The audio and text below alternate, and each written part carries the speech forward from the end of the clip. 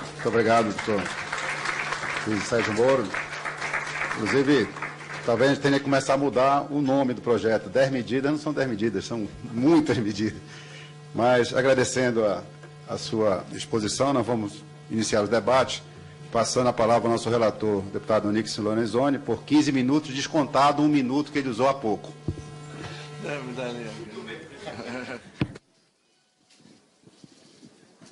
Alô? Bom, primeiro eu quero agradecer a atenção para com essa comissão que o doutor Sérgio Moro teve. Nós verificamos, quando estivemos lá em Curitiba, o volume de compromisso da agenda de Vossa Senhoria, e nós ficamos muito satisfeitos dessa extraordinária colaboração que o senhor traz aqui para todos nós.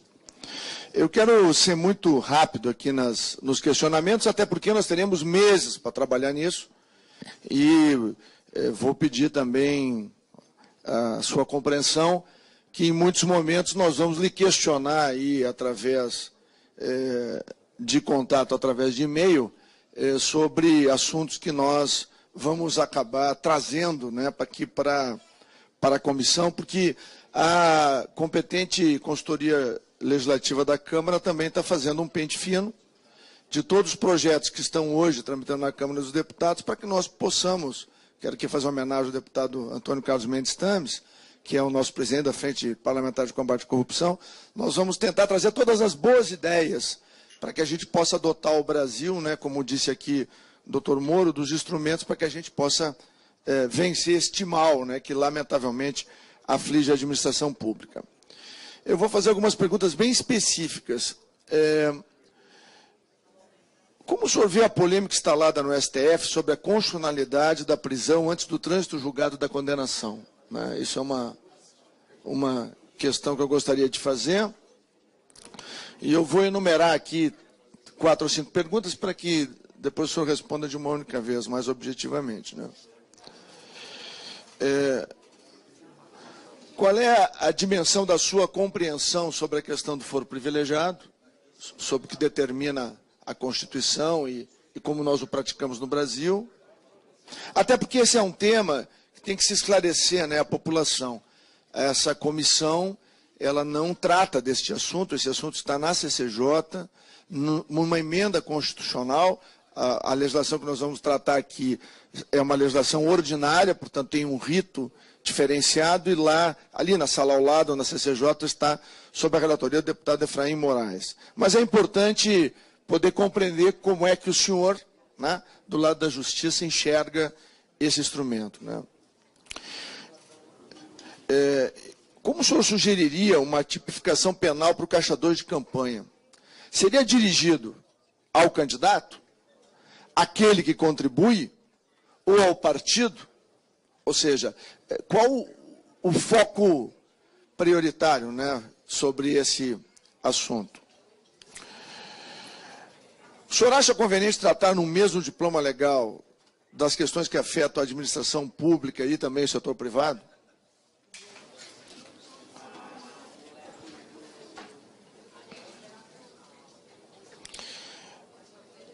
A perda civil de bens fica complicada se após a sua decretação o réu for absolvido.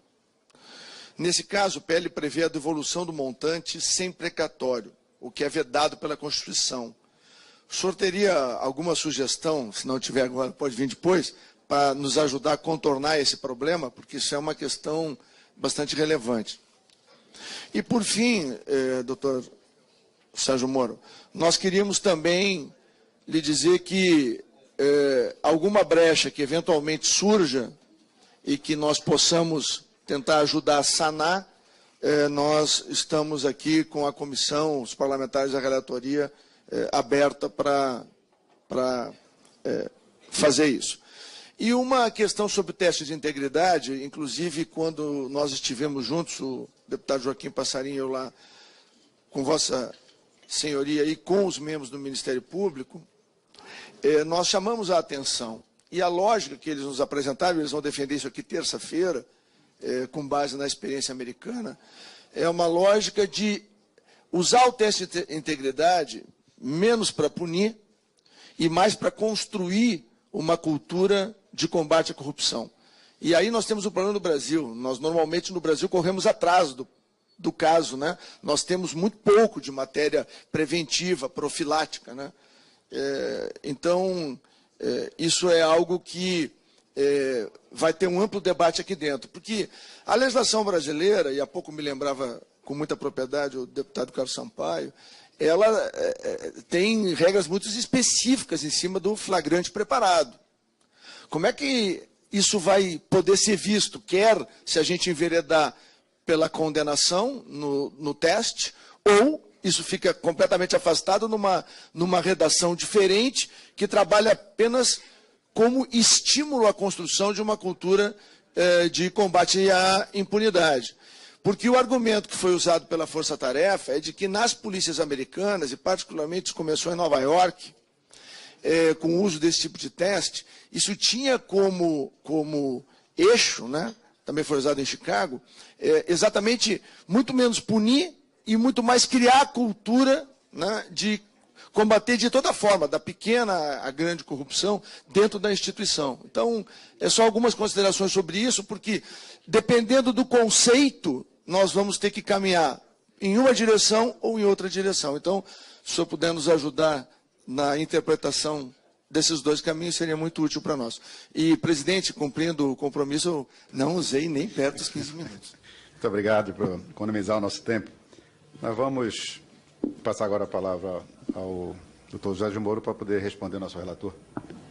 Questão da execução provisória.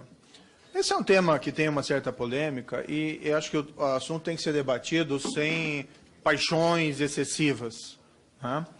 A presunção de inocência, ela no processo penal tem uma função de prova, uma regra de prova.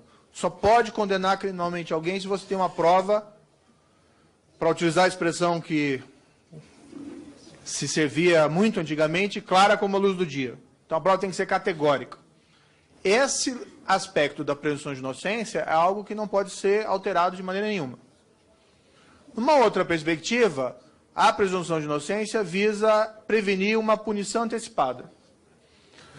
Nessa perspectiva, em todo lugar do mundo, ela é compreendida que, antes de um julgamento, e eu não digo aqui o julgamento final, mas antes de um julgamento, a prisão é excepcional. Ela só pode ser cautelar. Tá? Mas a grande parte da maioria dos países não utiliza aquela prática que nós tínhamos de exigir uma decisão do último recurso no último tribunal. Exemplo, Estados Unidos é um dos berços da presunção de inocência. Lá, a partir da condenação em primeira instância, tá, a regra é que o condenado sai preso. Mas, perfeito, existem muitas pessoas que veem os Estados Unidos com maus olhos. Nós temos a questão de Guantánamo, mas isso não tem nada a ver com a prática geral dos Estados Unidos. Nos Estados Unidos nós importamos relevantes institutos de proteção dos direitos fundamentais. Falamos há pouco da exclusão das provas ilícitas, veio dos Estados Unidos. O respeito ao direito ao silêncio veio dos Estados Unidos, da Inglaterra. Mas nós podemos cruzar o Atlântico e vamos chegar na França, outro dos berços históricos dos direitos fundamentais.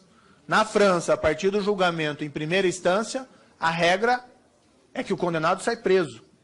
E eles não reputam mais essas prisões a partir do primeiro julgamento como cautelares. Não, é prisão já decorrente da condenação. Certo? No nosso sistema, havia essa hipergarantia de se exigir o recurso, a decisão final no último recurso. Aliado ao nosso sistema de generosidade excessiva recursal, prodigalização recursal e práticas muitas vezes protelatórias, isso fazia com que os processos levassem aí 10, 20 anos. Né? E isso a gente não fala em crime de corrupção, a gente fala às vezes de crime de sangue. Eu li uma matéria numa dessas revistas no final de semana que falava de um homicídio impune há mais de 20 anos. Então são essas situações que o cidadão comum, e tem que se pensar que o processo penal não é só uma questão envolvendo o Estado e o acusado, mas sim existe uma vítima, são situações que não são, a meu ver, razoáveis. Né? E o que o Supremo Tribunal fez, foi nesse famoso habeas corpus 126-292, alterar a sua jurisprudência. por uma maioria de 7-4. Eles passaram a entender, olha, a partir de uma condenação em apelação, veja que eles tomaram uma cautela adicional do que existe na França ou nos Estados Unidos, não a partir da condenação de primeiro grau, mas a partir da condenação de segundo grau, se opera a prisão, e a prisão é decorrente da condenação. Né? A meu ver, essa foi a reforma mais importante dos últimos anos no nosso processo penal. Sinaliza que o Supremo Tribunal Federal está sensível a esses problemas, e aí não envolve só corrupção, mas problemas criminais, e a Justiça tem que dar uma resposta a esses crimes quando eles são provados. Então foi uma decisão muito importante do Supremo Tribunal Federal. Acho que não fere a presunção de inocência, a não ser que nós vamos, então, afirmar que não existe presunção de inocência nem nos Estados Unidos, nem na França, e o nosso modelo, a nossa compreensão de presunção de inocência é que estaria correta. Seria ideal, talvez, que o Congresso também aprovasse uma legislação clara nesse sentido, mas existe já o presidente do Supremo Tribunal Federal, que na prática acaba tendo esse mesmo efeito. Há algumas burburinhos de que o Supremo poderia rever essa decisão. Eu, francamente, não acredito nisso. Embora respeito, evidentemente, o Supremo Tribunal Federal e não posso prever as suas decisões, mas é uma decisão tomada recentemente por uma maioria qualificada. Então, acho um pouco improvável, embora não é meu papel também fazer previsões sobre essas decisões. Mas é importante, não adianta nada nós mexermos em todo esse aparato jurídico se o processo não chega ao fim. Então, nós podemos tipificar enriquecimento ilícito, nós podemos aumentar penas para crimes hediondos, para homicídio, criar as melhores regras de proteção de whistleblower, mas se o processo penal não chega ao fim, não adianta nada, porque vai haver estrangulamento no final. O foro privilegiado é um tema também complicado. Eu acho que ele fere aquela ideia básica da democracia de que todos devem ser tratados como iguais. Tá? Eu acho que não existe muita razão para esse foro privilegiado de ter salvaguardas adicionais a autoridades. Eu posso falar isso com propriedade porque eu tenho foro privilegiado, mas eu tranquilamente abro mão desse foro privilegiado. Não posso, porque a lei não permite, né? É uma regra de competência, mas eu acho ele totalmente desnecessário. E tem um problema prático, porque nós temos hoje, principalmente o Supremo Tribunal Federal, que está assoberbado de um número de processos gigantes, e às vezes com esses casos criminais complexos envolvendo autoridades com foro privilegiado, é muito difícil, mesmo com boa vontade e competência, conseguir tratar desses temas com agilidade. Acho que, como eu disse anteriormente, acho que o Supremo Tribunal Federal, e aqui faz uma referência específica ao ministro Teori Zavascki, que tem feito um trabalho extraordinário, mas existem problemas estruturais. A quantidade de processos, isso afeta não só o Supremo, mas outros juízos, mas como o Supremo é um tribunal mais limitado, com pouco número de juízes e ministros, o problema é sério. O Caixa 2, eu seguiria aqui a sugestão da tipificação do projeto, né? Que trata como agente do crime, basicamente, aquele que se utiliza, né, desses recursos. Se poderia pensar em tipificar também a conduta de quem paga a Caixa 2, mas tipificar também a conduta de quem paga a Caixa 2, mas é uma tipificação meio esquisita como crime eleitoral, né? Porque eles tratam como uma fraude documental dos registros contábeis. Eu não acho que existe uma violação à presunção de inocência, e basta a referência ao direito comparado para ilustrar esse quadro. Claro que tem que se respeitar quem pensa diferente. Como disse lá, foram 7-4 no Supremo Tribunal Federal. Respeito enormemente os ministros que ficaram na minoria, né, gigantes, como, por exemplo, o ministro Celso de Mello. É uma opinião a ser respeitada, mas o direito é um campo de divergências razoáveis, né? Não se deve transplantar isso por uma discussão do tipo amigo-inimigo. Às vezes as pessoas podem estar não com melhor entendimento. Mas o fato é que se teve uma maioria que alterou o quadro, o precedente, e essa maioria também tem que ser respeitada, e essa maioria entendeu que a presunção de inocência não é vulnerada pelo fato de se iniciar a execução da condenação após um julgamento em segundo grau. E faça-se uma ressalva, isso é uma regra. Isso não significa que nos casos pontuais, a parte condenada em segundo grau apresentando um recurso ao Superior Tribunal de Justiça, ao Supremo Tribunal Federal, e demonstre uma plausibilidade, isso não significa que o Supremo Tribunal Federal ou o Superior Tribunal de Justiça não possam conceder uma liminar, uma decisão suspendendo a condenação. Então não é uma questão de tudo ou nada também. É apenas estabelecer como regra a execução a partir do segundo grau. A questão dos testes de integridade, me parece que eu já fiz essa minha referência dessa a importância de se ter salvaguardas. Talvez o aspecto, provavelmente o aspecto mais polêmico dessa proposta legislativa. Acredito que com salvaguardas adequadas, isso aprimora o nosso sistema, né? Mas isso realmente vai ser objeto de um debate mais difícil. As varas especializadas, elas são, a pergunta do deputado Rubens Bueno, as varas especializadas elas são importantes, porque muitas vezes o juiz, dentro de uma unidade judicial, ele é assoberbado por diversos casos, e às vezes casos muito triviais, e ele precisa de tempo para se dedicar com esses casos mais complexos. Se ele não tiver tempo, esses casos vão ficar de lado. Tem um juiz magistrado italiano famoso, Marte na luta contra a máfia, siciliana, que é o Giovanni Falcone, e ele falava muito simplesmente, olha, você não pode se ocupar da máfia e do batedor de carteira ao mesmo tempo.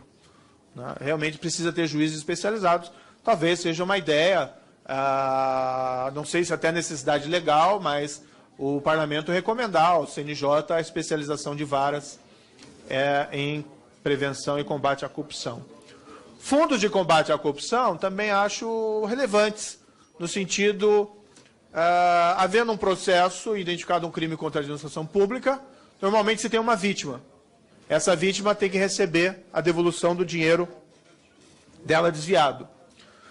Mas, havendo valores adicionais, de uma possibilidade de, eventualmente, isso ser utilizado por incremento do próprio sistema de polícia e de investigação, porque isso tudo tem um custo, e é um custo muito significativo. Então, também sou favorável a essa proposição. No que foi falado ali também pelo deputado Vadir Damus, como eu disse, não existe aqui a pretensão de apresentar, o projeto nem é meu, mas acredito que nem mesmo dos procuradores existe qualquer pretensão de apresentar isso como se fosse uma espécie de 10 mandamentos. Isso foi apresentado humildemente ao parlamento para que haja uma deliberação a respeito. E a disposição de todos, que é um dever, na verdade, e eu coloco isso com muita tranquilidade aqui, o meu dever está aqui presente também, atendendo ao convite dos senhores parlamentares, de discutir o projeto. Ninguém tem a pretensão aqui de ser profeta ou coisa que o valha ou dono da verdade. A questão da nossa população carcerária realmente é uma população expressiva. Eventualmente, alguma controvérsia, se haver necessidade de tantos e tantos presos, talvez haja, eventualmente, prisões que pudessem, casos que pudessem ser resolvidos de outra maneira, com penas alternativas. Embora se diga que também que os números da criminalidade no Brasil são muito expressivos, são 50 mil homicídios no ano, então são números que, não sei se essa população carcerária também não reflete o fato dessa dimensão dessa criminalidade. Isso é difícil dizer. Mas o fato é que esse projeto, o foco não é, evidentemente, crimes praticados pelos estratos mais humildes da sociedade. Não acredito que existe aqui um efeito, reflexo significativo em relação a um tratamento mais severo a esses estratos. Aqui nós estamos falando de um projeto que visa a grande corrupção, principalmente. E não existem... bem, basicamente isso. Por último, a questão também colocada pelo deputado Antônio Tamen, que sobre as estratégias alternativas. Como eu disse no início, há muito que pode ser feito com a legislação atual. Muitas vezes os operadores do direito, juízes ou procuradores, podem utilizar uma saída fácil para não apresentar resultados do trabalho, dizendo que a legislação é assim e não tem como ter bons processos com a legislação dessa maneira. Isso não é verdade. Mas também é correto afirmar que, tendo uma boa legislação, e o papel do parlamento é discutir isso e aprimorar a nossa legislação, o trabalho desses operadores fica mais fácil. Isso falando não só da administração judicial dos casos, mas num quadro mais amplo também de prevenção à repressão. Então, não creio que isso seja um problema real, porque não existe aí uma alternativa entre ficar com a legislação atual e ter esses casos, e aprimorar a legislação e não ter esses casos. Se aprimorar, os casos vão ser melhores, provavelmente. Muito obrigado. Vamos para uma nova rodada. Nós temos 2 líderes solicitados, o deputado Aliel, 5 minutos, depois o deputado do Chico Alencar, pessoal, 3 minutos. Depois eu vou solicitar pelo PSDB, não, então. Você já está nesse próximo bloco, deputado Fábio. Tá? Então, deputado Aliel, 5 minutos. Muito obrigado, senhor presidente. Quero agradecer aos membros da mesa, parabenizar o nosso relator já pelas ponderações realizadas. Agradecer imensamente a presença do Dr. Moro. Para nós é uma satisfação, especialmente para mim, que sou nascido na periferia e moro na cidade de Ponta Grossa, ao qual tenho um carinho e um respeito muito grande pelo senhor. Gostaria de transmitir isso, pois é uma unanimidade o respeito por Vossa Excelência. E levantar algumas preocupações. Eu acredito, doutor, que o combate à corrupção não é somente a mudança de atores políticos, mas é a mudança da regra do jogo. A mudança da regra do jogo vai permitindo com que as ações de combate à corrupção fiquem expostas e acabem tendo efetividade. Um exemplo é a delação premiada. A delação premiada é uma legislação nova no nosso país, em se comparando com a legislação, com a nossa Constituição, e ela está permitindo com que várias ações de corrupção que foram feitas ao longo dos últimos anos, pelas investigações aí mostram que são décadas de corrupção no nosso país, a importância de que ela aconteça. Me preocupa bastante, doutor Moro, e eu gostaria de deixar esse apelo pelo trabalho que o senhor tem hoje realizado no nosso país. Primeiro, a questão da seletividade. Nós temos uma preocupação muito grande e fico feliz quando vejo prisões de pessoas conhecidas como do colarinho branco, pessoas que era inimaginável no nosso país pelo seu poder aquisitivo, pelo seu poder econômico, de que estivessem atrás das grades. E hoje estão. Isso é um exemplo muito claro para todas as pessoas, políticos, agentes públicos, que vierem a cometer qualquer ato de corrupção, para que eles fiquem presos, de que eles serão punidos exemplarmente, como determina a lei, porque a melhor maneira de combater a corrupção, na minha opinião, além de ter as regras, é ter efetividade nas punições. Agora, sem seletividade, isso é bastante importante. Eu gostaria de perguntar para o senhor qual é a sua opinião, porque nós tivemos um debate muito pesado nessa casa e existem rumores de que uma crítica muito grande nessas eleições desse ano, de que pode-se acabar com a regra implantada através de uma DIN proposta pela OAB e autorizada pelo Supremo Tribunal Federal do fim do financiamento empresarial de campanhas eleitorais. Nós vemos que nessa Operação Lava Jato, o intuito das empresas na colaboração em campanhas eleitorais era de obter vantagens. Qual que é a opinião do senhor nesse quesito? Eu também gostaria de perguntar a Vossa Excelência e fazer uma indagação, na verdade um apelo. Eu sou vice-líder da Rede de Sustentabilidade e nós tivemos acesso, nós nos reunimos com o partido e eu tive acesso, todos acompanharam pela imprensa, uma entrevista do senhor, dizendo que a Operação Lava Jato pode acabar ainda esse ano, que tinha uma expectativa. Nós temos uma justiça demorada no Supremo Tribunal Federal e temos agentes públicos que ainda não foram julgados. E eu acredito que muitos deles, inclusive o ex-presidente dessa casa, pode sim ter uma delação premiada importantíssima, o que implicaria em outras pessoas que não detêm foro privilegiado que poderiam ser submetidas à vara criminal a qual o senhor representa. E seria muito importante a continuação das investigações, É o momento de passar o país a limpo. Há um apelo popular para que isso aconteça, independente de quem seja, independente do partido ao qual essa pessoa participe, independente do poder aquisitivo e de quem seja ela. A continuidade da Operação Lava Jato, em todas as esferas, para todos os partidos, ela é muito importante para passar o nosso país a limpo. E é um apelo que eu faço a Vossa Excelência, eu aproveito essa oportunidade porque é importante mudar, nós criarmos, eu sou favorável às medidas de combate à corrupção, que nós vamos debater com o nosso relator, ajustar alguns pontos que nós temos dúvidas, mas é muito importante também de que haja o exemplo da punição. Nós já estamos sangrando, o país já está sofrendo, nós temos problemas econômicos gravíssimos, visto a instabilidade política que se criou com isso. Nós estamos, inclusive, perdendo direitos do povo trabalhador por causa da gravidade da crise política, por causa da instabilidade política que se instalou no nosso país. Agora, eu tenho medo. Essa Câmara dos Deputados é pressionada. Nós temos mais da metade dos parlamentares com problemas judiciais, que estão respondendo, mesmo tendo foro privilegiado. Eu sei que muitas das ações aqui, alguns falam que são favoráveis, mas na prática tentam inviabilizar, inclusive, a construção de uma comissão como essa. É preciso dizer isso, quem tem liberdade para dizer. Quero parabenizar, por último, os deputados, todos que estão aqui, que mesmo sendo quinta-feira, nós tivemos um debate, vieram participar e estão conosco. Agradeço a presença de Vossa Senhoria conosco aqui no dia de hoje. Obrigado, presidente. Presidente Serfiotti. Parabéns, deputado Eliel. Bem, como líder, passo a palavra para o deputado líder do PSOL, deputado Chico Alencar. 3 minutos. Pronto. Bom dia a todos, doutor Sérgio Moro, bem-vindo. Quero trazer brevemente, inclusive porque tenho voo para o Rio de Janeiro, sede olímpica.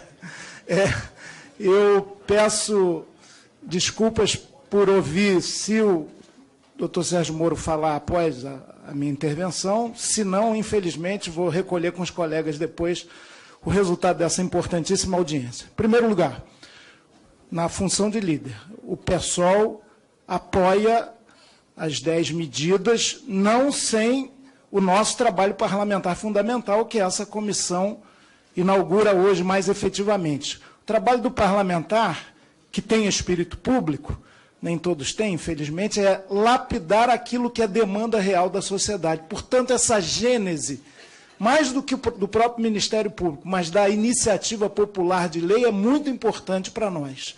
Há um clamor, sem dúvida, contra a corrupção sistêmica, larvar, que não começou agora, mas parece que não acaba nunca, e isso nós temos que dar conta. Segundo lugar, é importante a gente entender que a transparência republicana em todas as políticas públicas e por parte de todos os agentes públicos é um elemento fundamental que vai além da legislação punitiva estrito sensu. Então, a República Democrática pede transparência, a luz do sol é o melhor desinfetante, e isso é um elemento fundamental. A reforma política aprofundada que nós nos recusamos a fazer aqui, ela é um elemento fundamental no combate à corrupção. Os partidos políticos, aqueles pequenos, na sua grande maioria, são de aluguel, mas também praticam crimes aqueles grandes que os compram. E a Lava Jato demonstra isso. Vejam que lá, nas apurações até agora, os grandes partidos estão indicados, investigados, mais até do ponto de vista quantitativo do que os pequenos partidos. É óbvio que o partido das empreiteiras, especificamente, é um só, o do governo qualquer que seja. Denúncias de esquema da Petrobras vêm desde o tempo de Sarney, PSDB, Fernando Henrique, e, infelizmente, esse capitalismo de compadrio foi adotado pela cúpula do PT. Então, nós temos que combater estruturalmente esse processo. E a indagação é sobre algo que é fundamental, a garantia para a fruição da justiça nesse país, da não seletividade, obviamente da não partidarização, é claro, da independência da justiça, da garantia do seu trabalho e essa questão, primeiro do teste. Deputado, só para concluir. Sim. só para trazer duas observações importantes. Teste de integridade é algo que nos preocupa muito, porque o agente público concursado efetivo, o servidor público, por princípio é íntegro.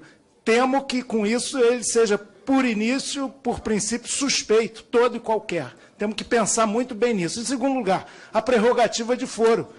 Conversava aqui com o meu arqui-adversário político, Eduardo Bolsonaro, ele concorda que o foro tem esse viés de privilégio, mas quero lembrar, por exemplo, que o ex-deputado e ex-presidente, até se não me engano, do PSDB e governador de Minas, Eduardo Azeredo, uma pessoa muito simpática, ele saiu do foro privilegiado para ir para a primeira instância, e isso lhe interessou muito, tanto que está condenado já e não cumpre pena nenhuma. Quem sabe ali na primeira instância não seja maneira de se protelar ainda mais. É isso. No mais, vamos juntos fazer um trabalho pelo bem do Brasil.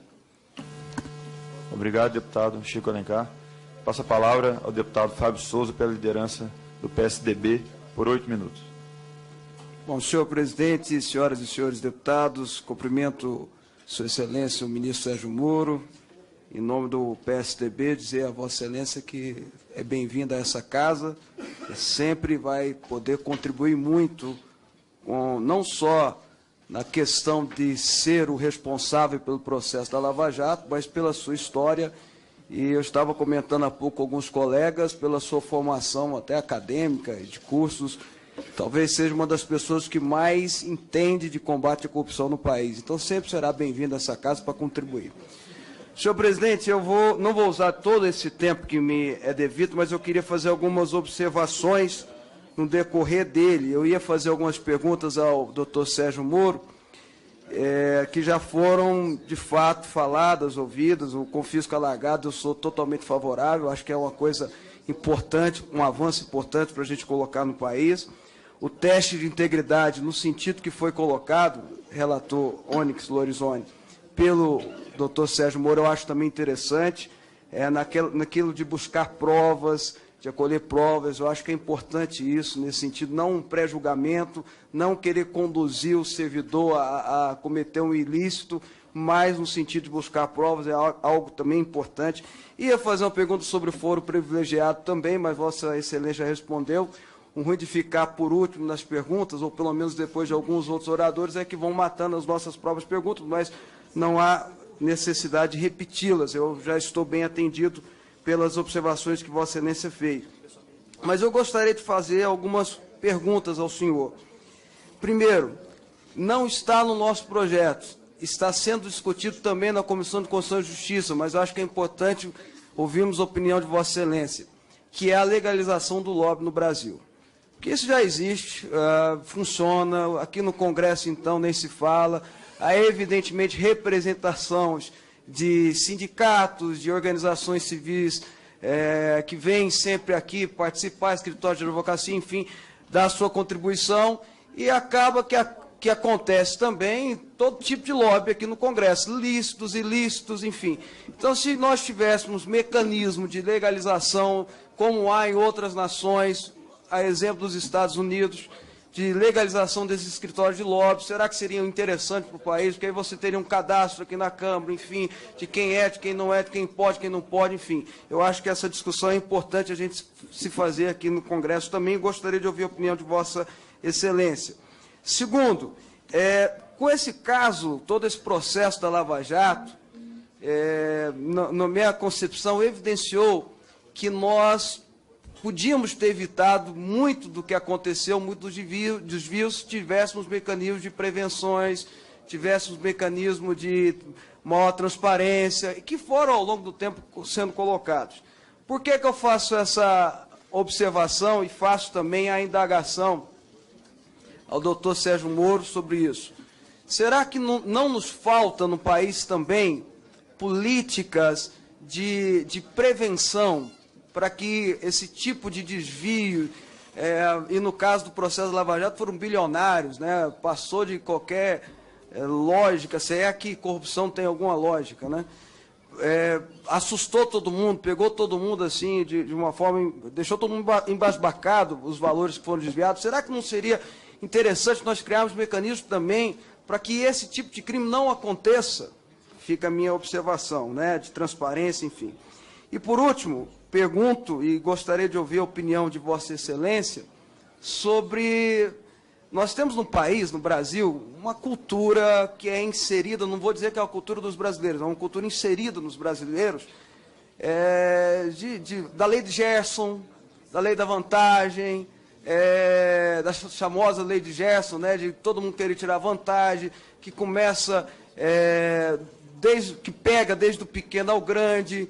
Fala-se muito que o exemplo tem que vir de cima, e eu concordo, o exemplo tem que vir de cima, mas você tem em todas as instâncias e de todas as formas, desde aquele que comete um ato infracional no trânsito e já quer que alguém tire a multa dele, enfim. Será que nós não tínhamos que combater isso também no país? Eu acho que nós temos que combater isso no país, porque o corrupto... Ele, com toda sinceridade, ele é corrupto no Congresso Nacional e, se ele for vendedor de pipoca também, ele é corrupto como vendedor de pipoca, usando até uma frase que meu pai usa muito. Então, eu pergunto ao senhor, como é que a gente pode fazer, como país, para combater essa cultura inserida, né, para que a gente possa não ter mais esse tipo de ações no país e combater e diminuir, enfim. Por último, aí eu faço uma observação à nossa comissão, né? É lógico que aqui nós temos deputados de todas as matizes políticas, ideológicas, e devem ser todos, de certa forma, respeitados.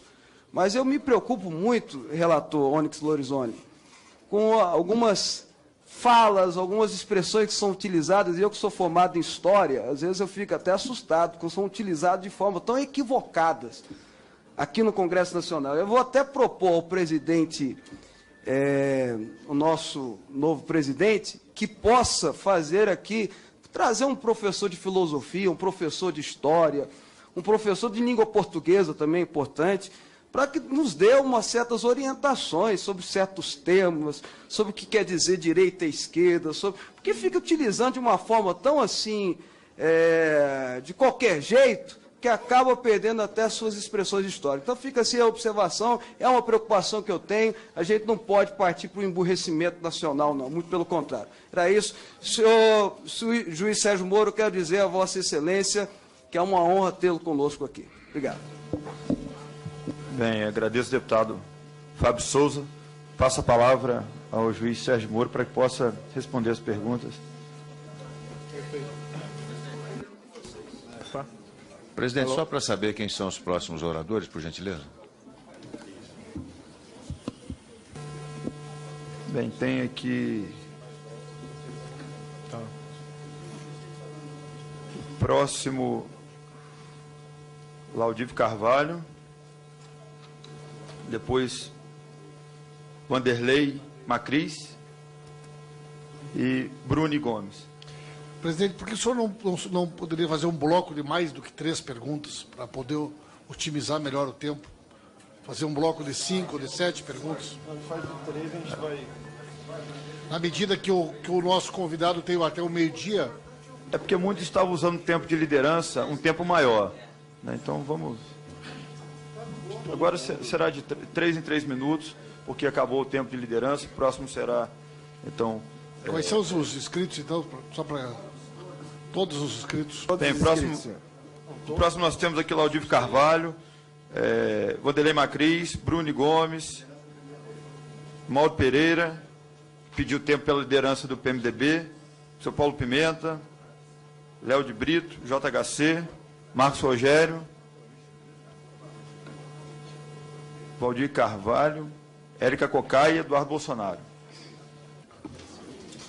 Bem, mais uma vez eu queria renovar aqui meu pedido de desculpas desse tempo limitado, porque eu acabei aceitando o convite que foi feito não há muito tempo, e eu realmente tenho um compromisso que não tem importância desse evento aqui, mas eu realmente não tenho como contornar esse compromisso à noite em Curitiba. Mas eu fico à disposição para conversar fora desse local e, inclusive, se for o caso, se entenderem de me convocarem novamente... com mais antecedência, eu fico à disposição dos parlamentares e reconheço uma indelicadeza da minha parte de ter essa limitação de tempo, mas eu peço a compreensão aí dos senhores e senhoras parlamentares. A questão do cumprimento do deputado Aliel Machado, O financiamento empresarial, eu não tenho uma opinião totalmente formada a esse respeito. Há decisão do Supremo Tribunal Federal. Não obstante, esse caso, falando dos casos já julgados, isso foi inclusive confessado por alguns dirigentes de empreiteiras, de que dinheiro era pago na forma de doações eleitorais registradas como propina. Acho que é um risco muito grande se permitir doações eleitorais de empresas que têm contratos com o governo. Então, não sei se acompanharia a uma proibição total, mas o Supremo me parece que tomou uma decisão diante de um quadro preocupante. E se isso fosse revisto, a meu ver, não deveria ser revisto por completo. Pelo menos empresas que têm contratos com o governo ou que têm uma relação muito dependente do governo, é um risco muito grande a integridade do processo político-democrático permitir doações eleitorais dessas empresas. Questão de acabar no final do ano, isso foi um comentário que eu fiz, e é mais um desejo, porque eu confesso que estou um pouco cansado, o trabalho tem sido desgastante, do que propriamente uma previsão objetiva. Porque o juiz e todos trabalham com base em deveres legais, que dizem que se surge provas de conduta criminosa, isso tem que ser apurado e extraído as consequências. Então, evidentemente, ninguém vai fechar os olhos para essas questões. É só uma... Sim, o trabalho continua enquanto existe material com que se trabalhar. Enfim, é impossível um prognóstico.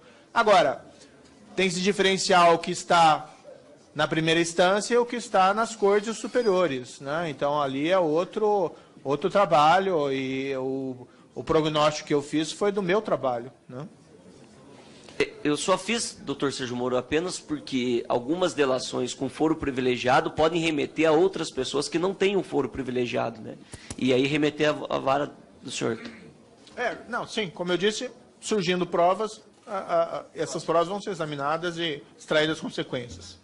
Gostaria de cumprimentar o deputado Chico Alencar, ele pediu escudos, até teve que se ausentar, mas as colocações muito pertinentes, e até a frase dele ao cumprimentar o deputado Eduardo Bolsonaro ali presente, essas questões de prevenção e combate à corrupção são pautas, a meu ver, apartidárias. Isso não tem... Combater a corrupção não é uma bandeira da esquerda, não é uma bandeira da direita, não é uma bandeira do centro. Isso é uma questão de um dever político de todos os agentes políticos, agentes públicos. Claro que pode haver divergências partidárias, mas essas questões não devem ser tratadas de forma nenhuma como questões partidárias. Então, fiquei muito feliz com a referência. Mesmo sendo de campos ideológicos diferentes, se pode trabalhar em conjunto. E acho que esse é o papel do parlamento, e o parlamento faz isso muito bem, ocasionalmente, e às vezes usualmente, depende do momento político. E eu tenho expectativa, assim como todos que apoiam esse projeto, os 2 milhões de brasileiros que o assinarem, que o parlamento possa colocar essas questões ideológicas partidárias de lado para deliberar sobre esse projeto, aprimorando, aprovando, eventualmente rejeitando alguma parte, mas sem respeitando o que tem de fundamental nele, que é essa ansiedade de nós termos uma estrutura legislativa melhor em relação à prevenção e prevenção da corrupção. A questão que foi colocada no teste de integridade, eu já coloquei minha opinião anteriormente e remeto a ela. Havendo salvaguardas, eu acho que é algo importante e passível de ser aprovado. Cumprimentar o deputado Fábio Souza também. Agradeço as considerações elogiosas. E vou de pronto às questões. A legalização do lobby. Eu acho que a questão não é tanto se legaliza ou não legaliza, mas se legalizar, como fazê-lo. Então, é melhor que essas atividades saiam do mundo das sombras, na minha opinião. Mas é importante se atentar para a regulação, porque muitos desses indivíduos que foram condenados, nesse caso da Operação Lava Jato, e aí eu digo principalmente aqueles que intermediavam pagamentos de propina, que a gente chama de operadores, de certa maneira faziam uma espécie de lobby para os seus clientes, Só que um lobby criminoso de pagar uma mudança cultural mais popular. E aprovando esse projeto sem prejuízo das deliberações, né, ele fornece um bom exemplo. Como eu disse, é um ciclo virtuoso, mostrando dos inquéritos, tanto na primeira instância como em instâncias superiores. O senhor sugeriu também aumentos de penas mínimas para tentar equalizar essas penas e os crimes existentes, para que o juiz tenha mais conforto em trabalhar, não deixando que a justiça, em algum momento, por um equívoco da lei, possa ser injustiça. Injusta não é justiça, a verdade é essa.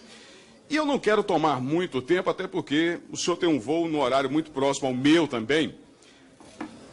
O que pode ser feito no futuro para combater a criminalidade? Nós sabemos que o Brasil mata hoje 50 mil pessoas com crimes violentos, mas a corrupção estritamente dentro daquilo que a lei determina. E eu sempre digo que juiz, quando bota um bandido na cadeia, não é porque o juiz é bonzinho, não, é porque a lei determina que assim o seja. E eu pergunto ao senhor, doutor Sérgio Moro, para o futuro que nós podemos esperar no combate à corrupção? O senhor trabalha hoje com os mecanismos existentes, e o apoio dessa casa para criar novas leis. O que poderemos deixar às futuras gerações? O que poderemos deixar para o Brasil, que tanto mata no trânsito, que tanto mata nos crimes violentos, mas que mata também a corrupção e mata, inclusive, o orgulho de ser brasileiro em muitos momentos. Mata, inclusive, a nossa vontade de ser honesto quando o bandido da impunidade. Ele tem a certeza da impunidade, mas, por sorte nossa, ainda existem juízes como o doutor Sérgio Fernando Moro, que é muito bem acompanhado pelo Ministério Público, pela Procuradoria-Geral da República. Então, doutor, o que esperar para o futuro? Essa é a pergunta que eu gostaria de fazer para a Excelência. Muito obrigado, senhor presidente. Muito obrigado, senhoras e senhores. Obrigado, deputado Vanderlei Macris. Senhor presidente, senhores colegas, eu queria deixar ao juiz Sérgio Moro uma complementação dos documentos que entreguei logo no início desse debate, para que eu possa fazer uma pergunta.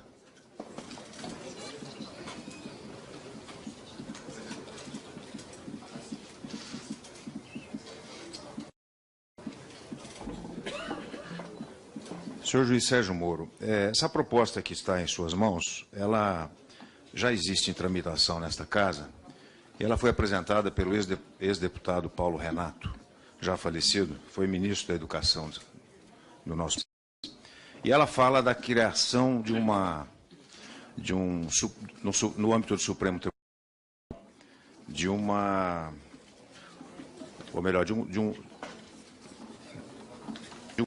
um especial Tribunal de Probidade Administrativa. Esse debate acabou evoluindo aqui na Câmara Federal e culminou com a proposta de um substitutivo, mantendo turmas de câmaras especializadas, julgamentos de ações ordinárias e recursos relativos a crimes contra a administração pública e crimes a ele conexos. Então, eu gostaria de saber a opinião de Vossa Excelência nesse sentido, até porque é muito importante que nós tenhamos câmaras especiais. Essa é a minha convicção para desses casos de crime de corrupção. Por outro lado, quero dizer também que e aí faço um apelo ao presidente desta casa, nós temos muitas propostas em andamento, e principalmente com o relator João Campos, no projeto que discute o Código de Processo Penal nesta casa, e seria importante que nós encaminhássemos os debates e as discussões à proposta do Código Penal para convergir. E ao juiz Sérgio Moro, mais uma questão. Quais são, na visão de Vossa Excelência, as principais diferenças entre o combate à corrupção atualmente no Brasil e o efeito do contexto da Operação Mãos Limpas na Itália? Quer dizer, seria muito importante que Vossa Excelência fizesse isso aí como comparativo, até porque essa era maior efetividade do que o país europeu nessa empreitada. Esse é nosso interesse, pelo menos. Uma outra questão, Moro, é o seguinte: existe um sistema judicial no Brasil de 4 instâncias de julgamento. Muitas vezes essa quantidade acarreta em prescrição nos casos acusados e passam a ter fichas limpas, mesmo com de fraudes. Nosso sistema precisa de tantos graus jurídicos para ser justo? É a pergunta que eu vou fazer a Vossa Excelência. Para Vossa Excelência, como podemos melhorar e abreviar esses processos? Para concluir, senhor presidente, eu queria só aí fazer uma pergunta ao juiz Sérgio Moro, que é o seguinte: tem havido muitas demandas da sociedade sobre uma questão. O juiz Sérgio Moro, em algum momento, pretende disputar um mandato? Para concluir a minha manifestação, senhor presidente. Obrigado.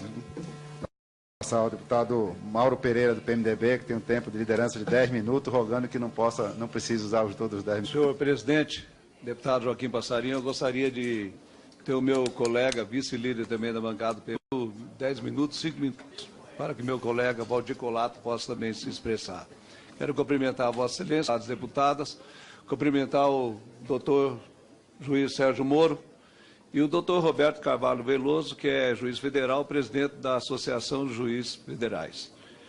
Eu gostaria de usar esse tempo em nome da bancada, como membro da bancada do PB, doutor Moro, da seguinte maneira: nós estamos falando da corrupção.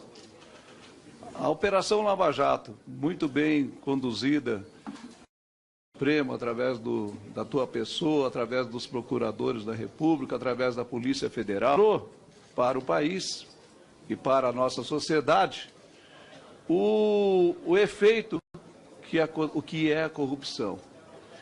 E esse resultado, o povo brasileiro está sentindo na pele.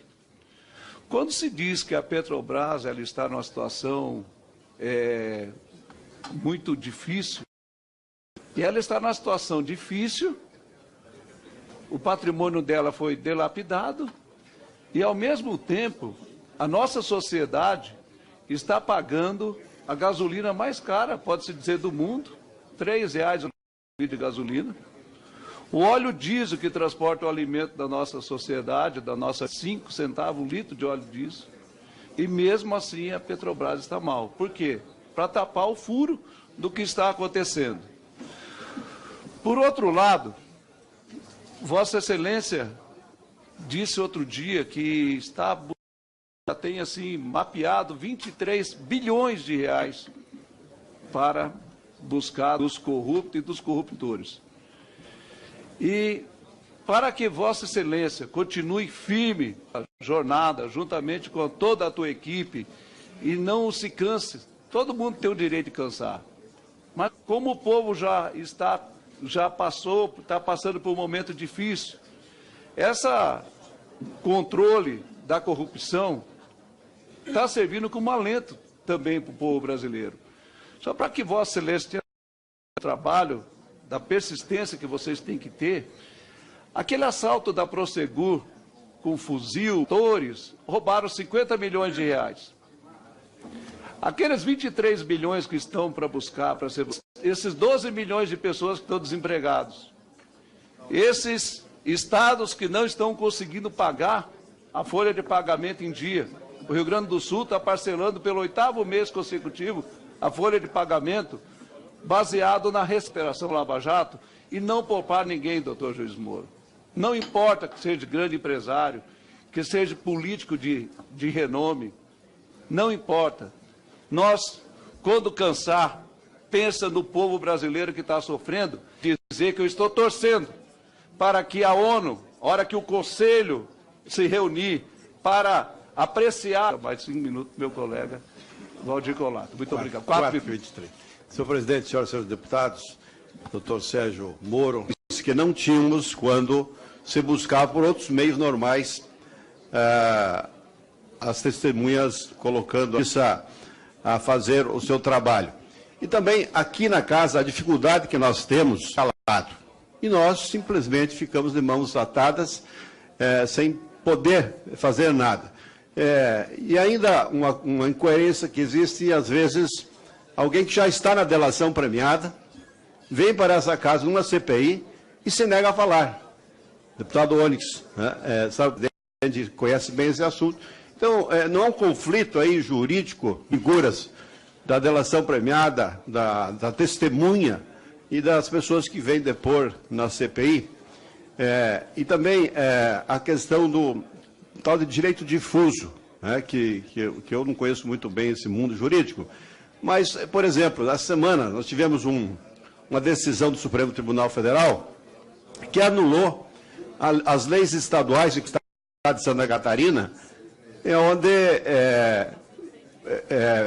dava pesado às empresas telefônicas quando não impedisse o acesso do sinal nas cadeias, e que isso é competência federal e por isso não poderia ter sido feito lei estadual, e continuando esse processo da comunicação por telefone celular nas prisões do Brasil, que é um absurdo. Gostaria que o senhor comentasse alguma coisa nesse assunto. Parabéns pelo seu trabalho. Com a palavra, o doutor Sérgio Moro. Bem, cumprimentar aqui o deputado Laudívio Carvalho. É uma pergunta muito aberta, a questão do futuro. Eu sempre tenho dito que a corrupção sistêmica não é uma doença tropical, né? Então, nenhum país está fadado a conviver com níveis de corrupção dessa magnitude. Nós tivemos conquistas relevantes do povo brasileiro no passado. Nós podemos mencionar aqui, entre elas, a restauração da democracia. Talvez naqueles períodos mais duros da ditadura, alguns acreditassem que isso nunca iria ocorrer, mas veio. Nós tivemos o período do descontrole inflacionário, da hiperinflação, e num período acreditávamos que aquilo era algo natural, que a inflação era assim a economia do Brasil, mas foi uma questão que foi devidamente equacionada. Também fruto de uma conquista da democracia brasileira. Nós tivemos também avanços significativos em relação à diminuição da desigualdade e da erradicação da pobreza nos anos. Também isso uma conquista da democracia. E da mesma forma, né, não existe nada aqui dentro de um bem das instituições. Então, não creio que o Brasil está condenado a ser visto como um país extremamente corrupto. Nós podemos tomar passos a cada dia avançando para a reforma das nossas instituições dentro da nossa democracia, e até mesmo a realização desse evento, desse debate, é uma sinalização de que estamos olhando para frente. O deputado Vanderlei Macris, questão das mãos limpas, a comparação. As mãos limpas foi uma operação em números, pelo menos, até maiores do que essa chamada Operação Lava Jato, mas o que se percebe é que aquilo deu frutos institucionais mais duradouros. A culpa foi dos procuradores, magistrados. A análise predominante em relação a esse tema é que houve uma reação do sistema político que acabou minorando as conquistas que se faziam no campo judicial. Isso não é nada positivo. Aprovaram-se leis que retrocederam o quadro normativo, que dificultaram os processos, dificultaram... em outras palavras, as instituições... É muito difícil dizer a distância e a fazer as ações, isso é muito complicado, mas aquilo não rendeu o que se esperava. Mesmo assim, eu não tenho dúvidas em dizer que a Itália de hoje é muito melhor do que a Itália no início dos anos 90. A questão é de que talvez se perdeu para conquistas mais duradouras. E esse é um exemplo a ser perto. Preocupa algumas iniciativas legislativas nesse sentido. Eu já manifestei publicamente, tenho uma preocupação no Senado 280-2016, que trata lá do crime de projeto. Claro que autoridades que cometem abusos devem ser punidas, mas eu acho que a redação atual desse projeto, a redação atual dela, talvez não tenha sido essa a ideia inicial dos autores do projeto, é aquilo que nós chamamos de crime de hermenêutica, né, de um juiz ser punido porque ele faz uma interpretação da lei prevalecendo naquele processo. Então, o que é necessário, ao meu ver, ou a rejeição do projeto ou a aprovação de salvo. Essa lei não pode ser interpretada e aplicada de forma a criminalizar a interpretação judicial da lei. Simples, que podem eventualmente resolver sem prejuízo de uma análise mais específica, né? A nossa Associação dos Juízes Federais tem feito várias manifestações públicas contrárias a esse projeto, e eu acredito que realmente seria um retrocesso nesse momento a sua aprovação. Até porque seria aquela sinalização no sentido contrário. Né? Se esse parlamento, as medidas, como eu disse, que as endosso integralmente, sem prejuízo das sugestões, sinaliza positivamente para a população, a aprovação de projetos como esse vai sinalizar no sentido contrário, o que é extremamente preocupante. Não só para a imagem do parlamento, mas para a nossa democracia. Mandato eletivo, muito rapidamente, nenhuma chance. Tá? Tá bem. Eu sou um juiz profissional, a minha carreira é magistratura e não pretendo sair da magistratura. Talvez o STF, né? Não, olha, veja, não existe nem vaga no STF, isso são especulações que, na verdade, não favorecem. É só uma torcida minha, doutor. A questão enfim. das câmaras especiais, doutor Moro, por favor. Eu acho que a especialização é positiva, né? Nós temos as varas especializadas, e às vezes essa especialização falta nos tribunais. Eu sou favorável também, Tá bem. certo? Deputado Mauro Pereira, também agradecer. Eu não tenho esse número dos 23 bilhões, o que eu prefiro é ficar com o número que foi reconhecido no balanço, dos 6 bilhões, é uma estimativa, valores podem ser mais, podem ser menos, são superlativos, são muito grandes, e é difícil realmente saber até onde se foi, mas eventualmente em outras áreas. Nós temos o caso aí da eletronuclear, no qual o presidente foi condenado na data com outro juiz. Mas os custos da corrupção transcendem muito os custos da propina. Será que decisões erradas não foram tomadas do ponto de vista econômico, pensando em gerar, por exemplo, a construção de uma refinaria não pode ter sido acelerada ou adotados projetos mal passando a propina? E nessa perspectiva pode ser ainda maior.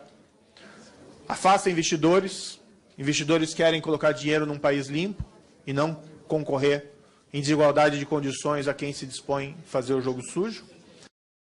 O custo principal é a questão da democracia. Né? O cidadão percebe comum que a corrupção é de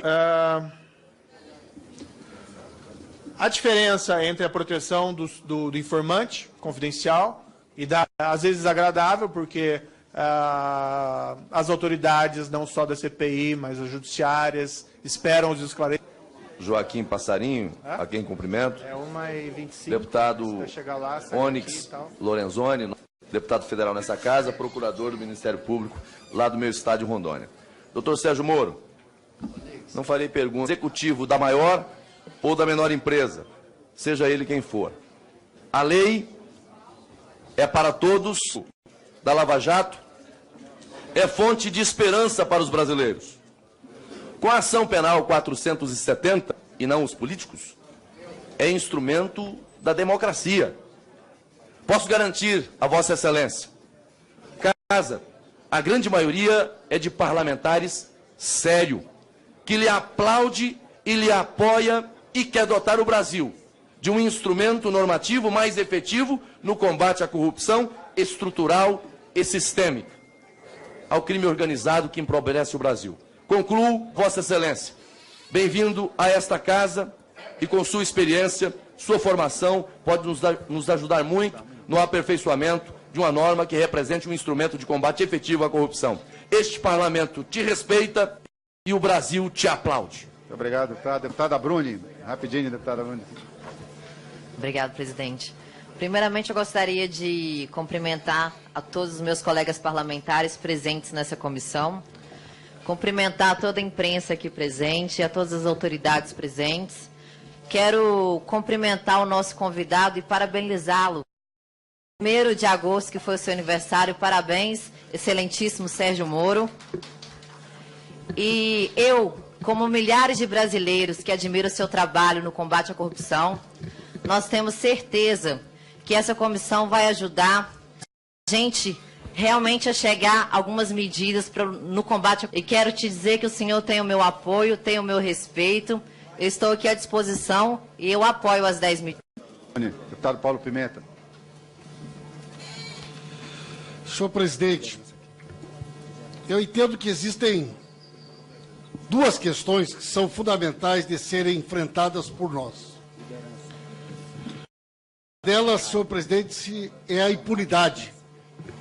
E a outra, a seletividade. A seletividade, por exemplo, permite que parlamentares que trabalham para impedir que nós possamos venham até uma comissão como essa falar sobre corrupção e defender endurecimento de pena para vagas. Mas atuam para salvar o indivíduo que, de presidente da Câmara, tudo leva a crer, roubou centenas de milhões de dólares dos cofres públicos do nosso país. Muito mais do que aquele assalto. Seletividade que a imprensa, a justiça, não tenha cobrado na época da investigação do Banestado tanto rigor, tanta eficiência, tanta punição, como nós gostaríamos que ela tivesse em todos os casos, e não só em alguns. Seletividade quando nós assistimos, muitas vezes, condutas diferentes diante de situações semelhantes. Mesmo, por exemplo, eu gostaria que os procuradores tivessem sugerido aqui uma mudança da legislação que eu quero. Quando se fala da legislação americana, imagina, presidente, se um juiz de primeiros espaços, como é o caso do Sérgio Machado, como é o caso de Paulo Roberto, em situações de luxos. Moro tem tempo. As minhas perguntas elas foram satisfatoriamente respondidas. Agradeço a presença de Vossa Excelência aqui. Agradecendo as considerações do deputado Marcos Rogério, deputada Bruni, do deputado Eduardo Bolsonaro, renovar a minha crença de que esse Congresso, essa Câmara Especial e iniciando por essa comissão, vai dar a atenção devida a esse projeto do Ministério Público e, sem prejuízo das deliberações parlamentares, acredito que vai aprovar esse projeto em quase sua integridade. E é essa posição realmente que eu defendo. Muito obrigado pela atenção de todos os senhores e senhoras.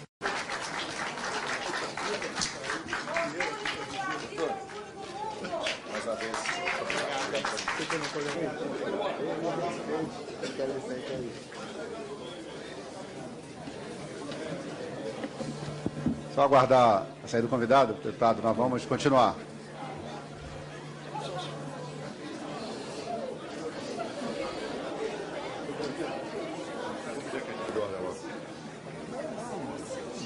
Não precisa, cara. Porra, fundamental para nós é rápido. Senhor presidente. Não, só queria apresentar eu queria apresentar uma questão de ordem, mas pode ficar para depois, se Vossa Excelência. Não, se Vossa Excelência quer fazer, pode fazer. É rápido. Parágrafo 1º do artigo 256.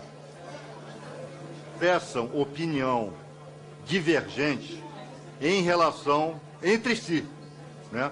Então, semana que vem haverá procuradores aqui que expressam uma corrente, mas entre os convidados há aqueles que expressam corrente diversa. Certo. A questão de ordem no sentido de fazer, como manda o regimento, na mesma assentada, o confronto, o debate entre ideias. Afinal de contas, estou aqui numa faculdade de Direito para a defesa de teses jurídicas. Eu só queria, pudesse ajudar, porque no requerimento de convocação nós não temos identificado quem é a favor, quem é contra. Se Vossa Excelência ajudar a comissão a identificar, nós tentaremos fazer esse tipo de... Então eu vou apontar a Vossa Excelência, dentre os convidados que nós já... Isso, quem é contra essa corrente, para a gente poder tentar fazer essa alternância. Tem um problema, é porque no requerimento... Não tem problema. Não tem problema. Nós ainda temos uma lista de inscrição e vamos manter para que a gente possa registrar. O deputado Adir estava na vez, não sei se ainda vai querer se posicionar. Depois o deputado Léo de Brito. Também, infelizmente, retirou, porque a Operação Mãos Limpas, que é uma das fontes de inspiração da chamada operação mencionada pelo convidado, uma pena que ele já tenha se retirado. Eu vou ler apenas, talvez nem use os 3 minutos, um depoimento de um membro da equipe da chamada Força Tarefa da Operação Mãos Limpas da Itália, juiz Gerardo Colombro. O que diz o juiz Gerardo Colombro? Mãos Limpas não mudou a Itália, ao contrário do que foi afirmado aqui. E para isso entender, por aí. o nível de transgressão desse país, ou seja, a Itália, permaneceu aquele de antes. Do ponto de vista estritamente judiciário, ela foi a prova provada que, em uma situação do gênero, a administração de justiça não alcança os seus escopos e que, pode também criar injustiças. A mim, porém, a mim, juiz, mãos limpas serviu muito. É o desabafo de um proeminente membro da força-tarefa da Operação Mão Limpa na Itália, faz um amargo balanço daquela operação e diz que, na verdade, ela ajudou apenas a celebrar procuradores. Tem algo parecido acontecendo aqui no Brasil. Muito obrigado, deputado. Deputado Léo de Brito. Presidente, senhoras e senhores deputados, a todos os brasileiros que nos assistem nesse momento, gostaria muito de ter falado também na presença do nosso convidado, mas não deixaria de, nesse momento, também trazer aqui uma contribuição para esse debate tão importante. Todos nós somos a favor do combate da corrupção, do aperfeiçoamento da legislação.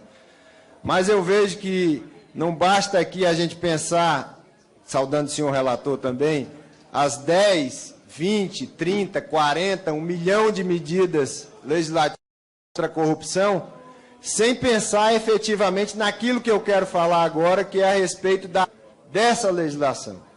Isso é algo que me preocupa muito, porque, e aqui as autoridades têm, nesse procedimento, tanto juízes quanto as autoridades policiais, como o Ministério Público, e vejo que a Operação Lava Jato foi um laboratório, participou desse aperfeiçoamento, ela foi um laboratório que tem seus pontos positivos e seus pontos negativos.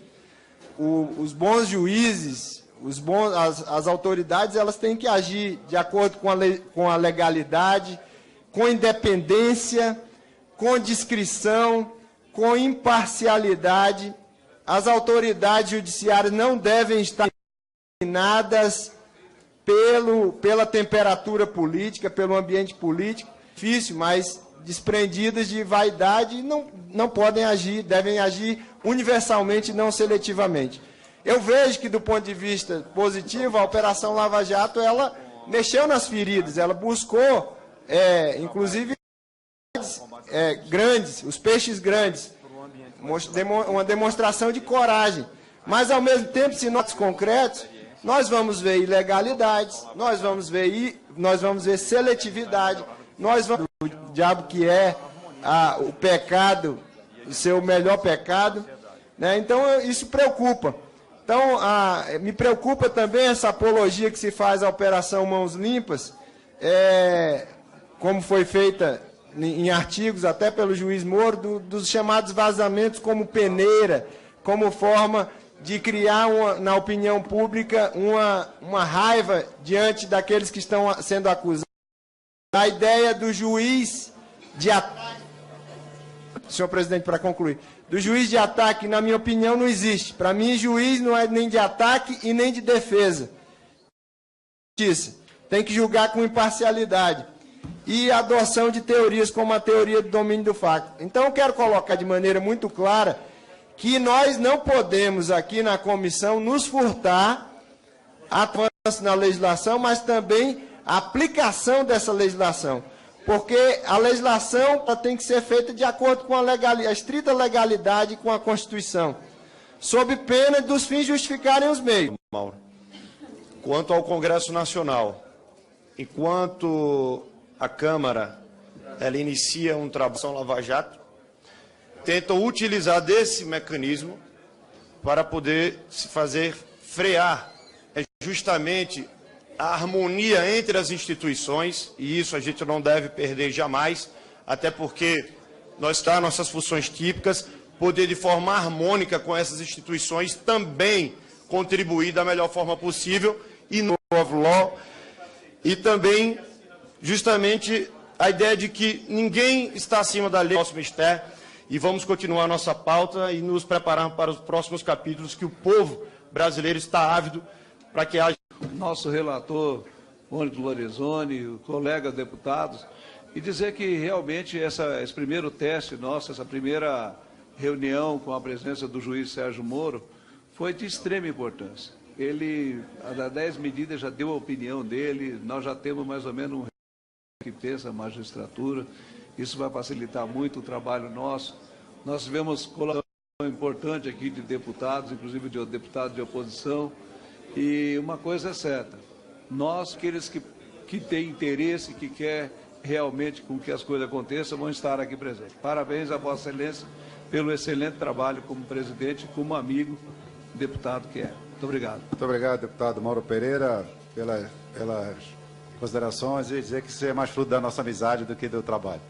E também agradecer, encerrando, agradecer mesmo com a ausência, lógico, do doutor Sérgio Moro, pela gentileza de ter vindo aqui, prontamente atendendo o convite da comissão, de todos que acompanharam essa audiência, a sociedade civil que sempre faz presente aqui. É muito importante esse acompanhamento, até porque ela botou quase 3 milhões de assinaturas nesse projeto, então é importante a presença de todos aqui na sociedade. E nada mais havendo a tratar, convoco os senhores deputados e senhoras deputadas para a reunião ordinária de audiência pública com o doutor Deltan Daranol e a equipe da Força Tarefa, e deliberativa também para deliberarmos alguns requerimentos na próxima terça-feira, às 9h30 da manhã. E na quarta-feira, deputado Mário também, nós estaremos tentando já agendar outra audiência para quarta-feira, que nós vamos comunicar os convidados. Então seria terça-feira, 9h30 e quarta-feira, 9h30 da manhã, para que a gente possa dar vazão a tantos convidados. Muito obrigado a todos os servidores da comissão, aos servidores da casa, ao pessoal da segurança, enfim, a todos que nos ajudaram a fazer esta reunião. Um abraço a todos e um bom resto de dia.